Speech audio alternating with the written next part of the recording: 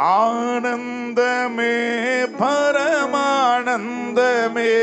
இயேசு அன்னலை அன்றினோர்க்கானந்தமே. ஆனந்தமே பரமானந்தமே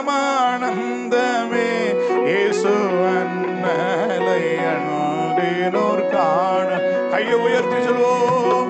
ஆனந்தமே பரமானந்தமே அன்னலை அன்றினோர் ஆனந்தமே. ஆனந்தமே பரமானந்தமே அன்னலை அன்றினோர் ஆனந்தமே.